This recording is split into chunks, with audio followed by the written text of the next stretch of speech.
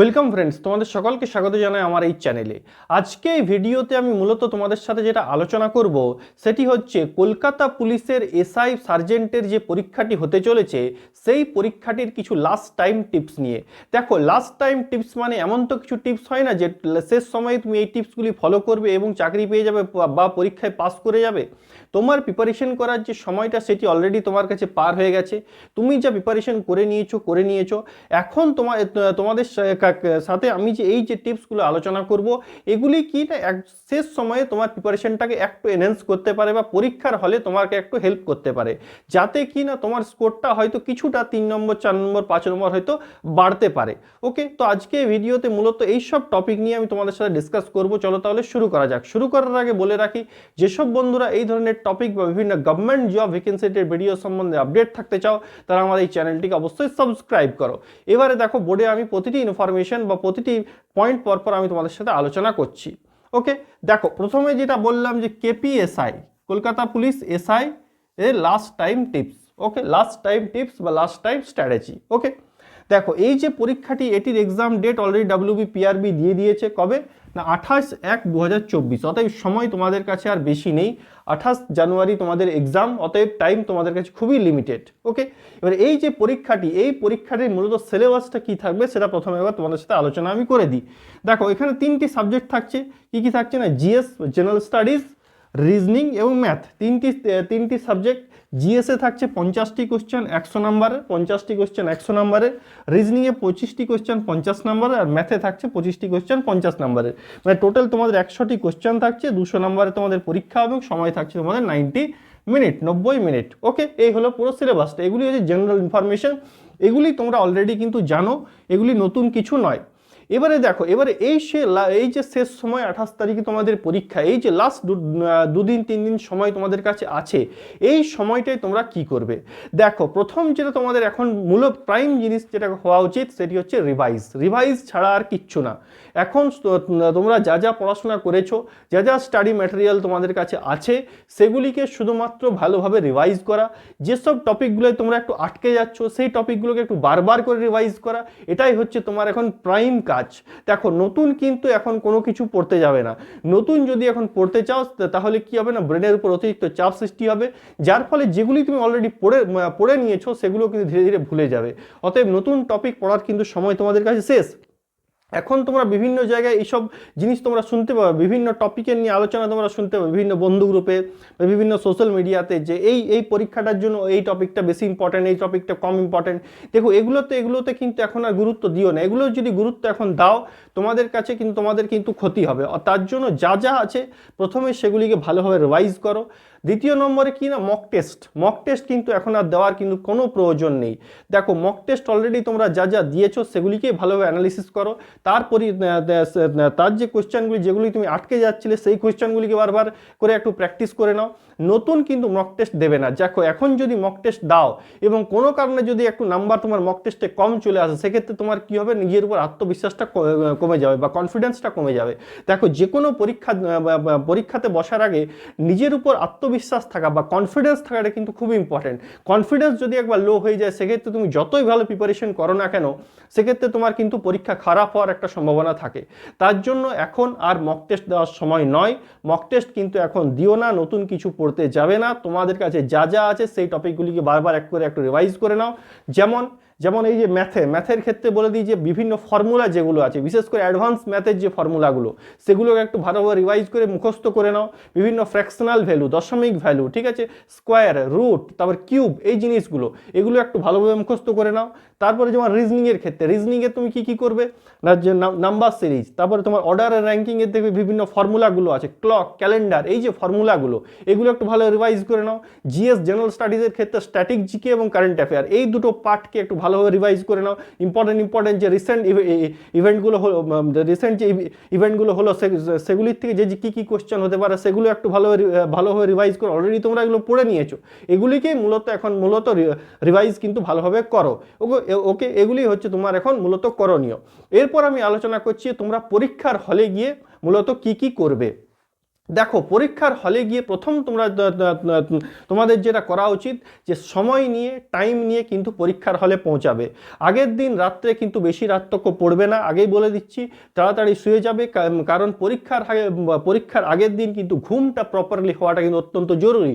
ঘুমটা যদি প্রপারলি হয় সেক্ষেত্রে তোমাদের মানসিক প্রেশার কম হবে, মানসিক চাপ কম হবে, মাইন্ডটা একটু রিল্যাক্স থাকবে তোমার, ঠিক আছে। তার জন্য বেশি রাত্রক পড়বে না, টাইম নিয়ে সময় নিয়ে বাড়ির থেকে বেরোবে, এমনকি কোনো যাতে তোমার তাড়াতাড়ি না হয়, সময় নিয়ে এক্সাম হলে পৌঁছাবে।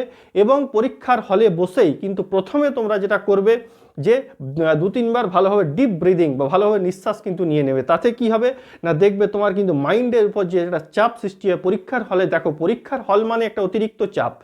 বাড়িতে তুমি যতই পড়াশোনা করো, যতই মক টেস্ট দাও, পরীক্ষার হলে কিন্তু একটা অতিরিক্ত প্রেশার কিন্তু থাকেই থাকে। এই প্রেশারটা রিলিজ করার সবচেয়ে বেস্ট উপায় যেটা হচ্ছে সেটা যে ডিপ ব্রিদিং। বারবার যে ডিপ ব্রিদিং করো দেখবে এই প্রেশারটা অনেকটা রিল্যাক্স হবে, এই মাইন্ডটা তোমার দেখবে অনেকটা ফ্রি হয়ে যাবে, সেক্ষেত্রে তোমার পরীক্ষাটা কিন্তু ভালো হবে। ওকে, দেখো কোনো কারণেই কিন্তু পরীক্ষার হলে চেষ্টা করবে যে মানসিক প্রেশার কিন্তু সৃষ্টি না হয়। মানসিক প্রেশার যদি একবার পরীক্ষার হলে সৃষ্টি হয় সেক্ষেত্রে তোমার কিন্তু পরীক্ষা খারাপ হবে। তাতে তুমি হাজার ভালো প্রিপারেশন করে যাও, সেটির কিন্তু কোনো লাভ কিন্তু তোমার কিন্তু হবে না। ওকে, এবারে দেখো কোশ্চেন পেপার তোমার কাছে আসার পর তোমার কাছে যে এই যে 90 মিনিট সময়টা আছে, এই 90 মিনিট টাইমটাকে কিন্তু প্রথমেই তুমি দুটো পার্টে ভাগ করে নাও, ঠিক আছে। প্রথমে একটা পার্ট রাখো 60-70 মিনিটের, তারপরে 15-20 মিনিটের একটা পার্ট রাখো। ফার্স্ট পার্টে তুমি কি করবে না, এই যে তিনটি সাবজেক্টের সমস্ত ইজি কোশ্চেন, যে কোশ্চেনগুলি একবার দেখে তুমি করতে পারছো সেগুলি কিন্তু সব করে নাও। সেই সময় কোনো কনফিউজিং কোশ্চেন, কোনো টাইম টেকিং, কোনো হার্ড কোশ্চেন, এই ধরনের কোশ্চেন নিয়ে কিন্তু বসে থাকবে না। দেখো যে কোনো কোশ্চেন নিয়ে কিন্তু পরীক্ষার হলে বসে থাকবে না। কোনো কোশ্চেন নিয়ে যদি তুমি বসে থাকো সেক্ষেত্রে তোমার কিন্তু কি হবে না, মানসিক প্রেশার সৃষ্টি হবে, টাইমটাও কিন্তু চলে যাবে। তার জন্য কোনো কিছু না, কোথাও কোনো না বসে থেকে দেখবে যে কোনো কোশ্চেনটি দেখলে পারলে করলে, না হলে নেক্সট কোশ্চেনে চলে যাবে। এভাবে করে তিনটি সাবজেক্টে যা কোশ্চেন তুমি একবারে দেখে পাচ্ছ সেই সময়ে কিন্তু সবগুলি সলভ করে নাও। ওকে, তারপর নেক্সট যে পার্টটা তোমার কাছে থাকছে 15-20 মিনিটের যে টাইমটা, সেখানে সেই সমস্ত হার্ড কনফিউজিং টাইম টেকিং কোশ্চেনগুলি তুমি করার কিন্তু চেষ্টা করবে। ওকে, সেই সময় দেখবে তোমার যেহেতু ইজি কোশ্চেনগুলি তুমি অলরেডি করে নিয়েছো, মাইন্ডটা তোমার অনেকটা রিল্যাক্স থাকবে, সেই সময়ে তুমি কিন্তু ওই কোশ্চেনগুলিকেও তুমি কিন্তু ইজিলি দেখবে সলভ করতে পারছো। ওকে, আর দেখো পরীক্ষার হলে কিন্তু গিয়ে অনেকে ভাবে যে আমি হয়তো এই 100টার মধ্যে 70টা-75টা কোশ্চেন কনফার্ম করব এবং সেগুলি সব রাইট হয়ে যাবে এবং আমি পাস করে যাব, কিন্তু অ্যাকচুয়ালি সেটা হয় না। তুমি হয়তো পরীক্ষার হলে ভেবে এমনি বার হলে যে আমি 70টা 75টা 80টা যটাই করেছি একদম ঠিক করেছি, আমার সব রাইট হবে, আমার একটাও ভুল হবে না। কিন্তু অ্যাকচুয়ালি তুমি যখন পরীক্ষা তুমি বাড়িতে এসে যখন আনসার কি মেলাবে তখন দেখবে কিছুগুলি ভুল কিন্তু অলরেডি হয়ে যায়। এটা কিন্তু সবার সাথে হয়। তার জন্য তোমায় কি করতে হবে না, একটা ক্যালকুলেটেড রিস্ক কিন্তু পরীক্ষার হলে কিন্তু নিতেই হবে। সেই ক্যালকুলেটেড রিস্কটা নেবে কিভাবে, দেখো সেই ক্যালকুলেটেড রিস্কটা নেওয়ার সবচেয়ে বেস্ট উপায় যেটা হচ্ছে সেটি এলিমিনেশন স্ট্র্যাটেজি। তোমাকে এলিমিনেশন মেথড ইউজ করতে হবে। মানে কি, মানে দেখবে যে কোনো কোশ্চেনের 4টি অপশন, সেই 4টি অপশনকে বাদ দিয়ে করার চেষ্টা করবে। দেখো আমি বোর্ডে বলে দিচ্ছি, দেখো যে কোনো কোশ্চেনের 4টি করে অপশন থাকে, option A, option B, option C, option D, 4টা থাকে। এবার এখানে থেকে তোমাকে দেখতে হবে যে প্রথমে যে কোনো কোশ্চেনের দুটো অপশনকে বাদ দেওয়ার চেষ্টা করবে, ঠিক আছে। প্রথমে দুটো অপশনকে বাদ দেওয়ার চেষ্টা করবে। দেখবে যদি মনে করো তোমার মনে হলো এ এবং ডি এই দুটো কনফার্ম হবে না, এ অপশনটা হবে না আর ডি অপশনটা হবে না, এই দুটো কনফার্ম হবে না, বি এবং সি এর মধ্যে তোমার কনফিউজিং আছে। এবারে বি এবং সি এর মধ্যে তোমার যেটা বেশি মনে হচ্ছে, মনে করো তোমার মনে হচ্ছে যে এই যে বিটা এটা 60% রাইট, ঠিক আছে, আর সিটা 40% রাইট, তুমি বিটা কিন্তু করে দাও। এভাবে করলে কি হবে না, প্রবাবিলিটি নিয়ম অনুযায়ী দুটি অপশনকে যদি বাদ দিয়ে দাও সেক্ষেত্রে কিন্তু তুমি গেস করেও তোমার কিন্তু ঠিক হওয়ার সম্ভাবনাটা কিন্তু অনেকটা বেড়ে যায়। ওকে, এটা কখন করবে, যখন তুমি প্রথম যে স্লটটা তোমার কাছে থাকছে 60-70 মিনিটের, সেখানে তোমার যদি মনে হয় যে আমি অলরেডি একটা ভালো স্কোর অলরেডি করে নিয়েছি, সেক্ষেত্রে তুমি এই টেকনিকটা কিন্তু ইউজ করবে। ওকে, আর যদি মনে হয় যে প্রথম যে সময়টা সেই সময়টাতে আমার একটা ভালো স্কোর হয়নি বা কনফিউজিং আছে যে আমি পাস করবো কি না, সেক্ষেত্রে তুমি এই 4টা অপশানের মধ্যে যদি একটাকেও বাদ দিতে পারছো, মনে করো তোমার মনে হচ্ছে অপশান সিটা কনফার্ম হবে না, অপশান এ বি ডি এর মধ্যে তোমার কনফিউজিং আছে, এবার 3টার মধ্যে যেটা তোমার বেশি মনে হচ্ছে সেটি করে দাও, সেক্ষেত্রেও তোমার কিছুটা হলেও সঠিক হওয়ার সম্ভাবনাটা কিন্তু বেড়ে যাবে। তার জন্য এইভাবে যদি এলিমিনেশন স্ট্র্যাটেজি যদি ইউজ করে তুমি কিন্তু রিস্কটা নাও, সেক্ষেত্রে কিন্তু সঠিক হওয়ার সম্ভাবনাটা কিন্তু তোমার অনেকটা কিন্তু বাড়বে। এইভাবে কিন্তু ক্যালকুলেটেড রিস্ক কিন্তু তোমাকে একটু নিতেই হবে কিন্তু পরীক্ষা পাস করার জন্য। ওকে, আর তুমি যে প্রথম 60-70 মিনিটে যখন তুমি কোশ্চেনগুলি পরপর করে যাচ্ছ, সেই সময় যে কোশ্চেনগুলি তুমি ছেড়ে যাচ্ছ সেই কোশ্চেনগুলিকে কিন্তু পাশে একটা অবশ্যই কোনো একটা সিম্বল, কোনো একটা চিহ্ন অবশ্যই দিয়ে দেবে, যে সেক্ষেত্রে কি না, সেক্ষেত্রে যখন তুমি লাস্টে শেষ সময় সেই কোশ্চেনগুলিকে আবার রিভাইজ করবে, সেই সময় সেই কোশ্চেনগুলি যাতে তুমি ইজিলি কিন্তু খুঁজে পাও। না হলে কী হবে না, খুঁজতে গিয়েও দেখবে তোমার একটা টাইম কিন্তু চলে যাবে। দেখো, যে কোনো উপায়ে কিন্তু পরীক্ষার হলে চেষ্টা করবে সময়টা বাঁচানো, সময়টা কিন্তু খুব ইম্পর্টেন্ট। এই 90 মিনিটস টাইমটা কিন্তু খুব ইম্পর্টেন্ট। দেখো, আনলিমিটেড সময় যদি দেওয়া হয় তাহলে অনেকেই হয়তো 100-র মধ্যে একটা ভালো, 200-র মধ্যে একটা ভালো স্কোর অলরেডি করে দেবে, কিন্তু এই যে 90 মিনিট টাইমের মধ্যে 200তে একটা ভালো স্কোর করাটা, এটাই তো চ্যালেঞ্জ, এটাই তো পরীক্ষা। তার জন্য তোমাকে চেষ্টা করতে হবে টাইম বেসিস, টাইমটাকে ঠিক করে তুমি কিন্তু কোশ্চেন সলভ করবে। ওকে, তার জন্য একটা সিম্বল কিন্তু করে দেবে। আর লাস্টলি যখন তুমি ফাইনালি যখন ওএমআরে ফিল আপ করবে কোনো একটা কোশ্চেন, মনে হলো তোমার অপশান বিটা তুমি ফিল আপ করছো, তখন কিন্তু কোশ্চেন বুকলেট নাম্বারের সাথে ওএমআর নাম্বারে যে সেম কোশ্চেন আমি ফিল আপ করছি কিনা ওএমআরে, সেটি কিন্তু ট্যালি করে নিয়ে তারপরে কিন্তু তুমি লাস্টে কিন্তু ফিল আপ করবে। না হলে কি হয় না, দেখবে 2-এর কোশ্চেনটা 3 নম্বরে, ওএমআর সিটে 3 নম্বরে ফিল আপ করে দেয়, 3 নম্বরটা 4 নম্বরে, এরকম ভুল কিন্তু হয়ে যায়। তার জন্য লাস্টলি এবার ট্যালি করে তারপরে তুমি লাস্টলি ফর্মটি তোমার ওএমআরটি কিন্তু ফিল আপ করবে। তার জন্য আরেকটা জিনিস, এই যে লাস্ট কটা দিন সময় আছে, এই লাস্ট কটা দিন সময়ে তোমরা একটা কাজ করতে পারো, যে বাজার থেকে কয়েকটা ওএমআর কিনে সে ওএমআরগুলিকে ফিল আপ করার একটু প্র্যাকটিসটা কিন্তু করে নিতে পারো। সেক্ষেত্রে তোমাদের কি হবে, যেহেতু এটা অফলাইনের এক্সাম, অতএব অফলাইনে কিন্তু ওএমআরে একটু ভুল হয়ে গেলে কিন্তু তোমার পরীক্ষাটা ক্যান্সেল হয়ে যায়।